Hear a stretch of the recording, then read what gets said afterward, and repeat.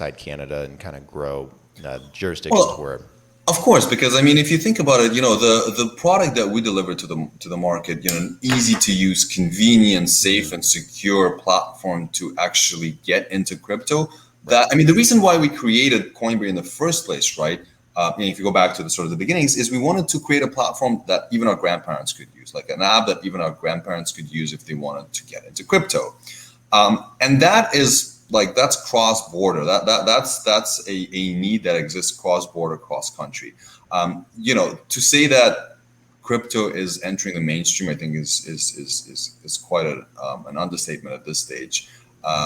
This isn't 2017 or 18. I mean, at this point in time, we have countries that are literally using Bitcoin as legal tender.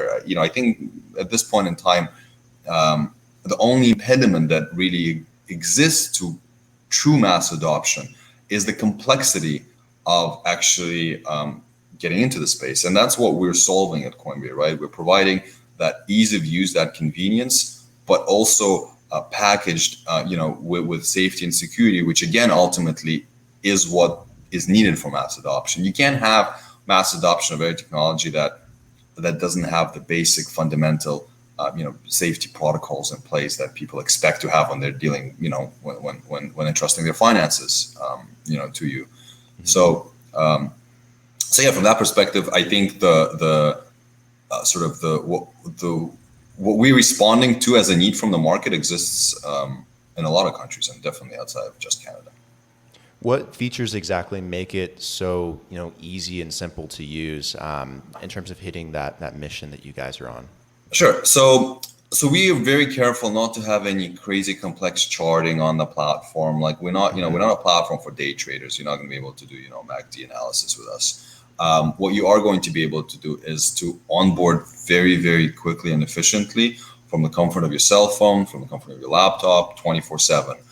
Once you've onboarded in Canada, we have a system called an e-transfer. It's sort of like your Venmo in the US, but it's a system that allows you to send funds from your bank account to any other bank account through an email very quickly, like instantaneously, basically. And so, you're able to, then our users, once they've onboarded, are able to, fund their accounts almost instantaneously through an e-transfer.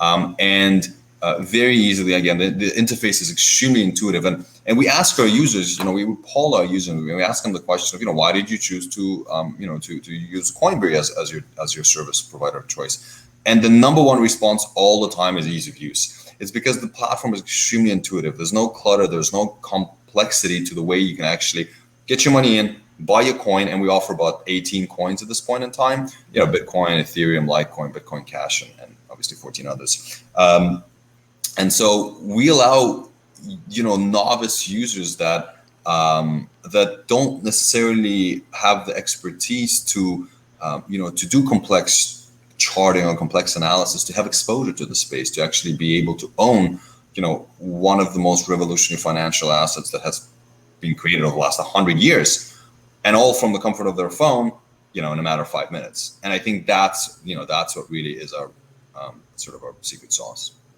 Okay, so if I had a Canadian grandma, this would be perfect for her because it'd be super simple for her to use if she wanted to invest in crypto. Absolutely. Okay, I need to get a Canadian grandma. Got to get a Canadian grandma first, exactly. Other than the simplicity and ease of use, are there other things that make Coinberry stand out versus other competition you have in Canada? Maybe features or products or things you offer, or maybe just a different design or take on how exchange should look. You already said that you guys don't focus too much on having complex charting and analysis, but are there other things that separate you guys? Yeah, absolutely. So there's two things I want to talk about. One is an amazing feature we have called Autopilot, which allows our users to basically set a recurring buy of any of the crypto assets that we offer, and that could be once a month, once a day, once a week, any amount that they want. And ultimately, then we just buy that amount. Let's say it's $50. They want to buy $50 of Bitcoin once a week, and we just buy that $50 of Bitcoin once a week, like scheduled every single week. For new users, this is probably one of the best ways to get into the space, because it allows you to stop trying to time the market, catch the falling knife and all of that, and allows you to price, to price average over a period of time. And and you know your returns. And obviously, you know, again, I'm not giving any financial advice on this podcast, but historically speaking, you know, users that have, you know, this feature turned on that just buys in a recurring manner, you know, they performed very well. And again, it takes out the emotional aspect of what am I going to do? You know, is it pumping now? Do I buy now? Do I not buy? You know, for people that don't know what to do, this is a great feature, and it's very popular with our users. That's from the feature perspective. But again, I want to kind of go back to the safety and security, and it's very important for you know, again, for users in Canada and for investors in Canada, whether it's a platform such as Coinberry or another platform that, you know, gets registered. It's very important to trade with registered platforms because it does provide a very big difference in terms of, I mean, there is a very big difference, and it provides a level of security and safety that exists from having the proper controls and policies and procedures in place.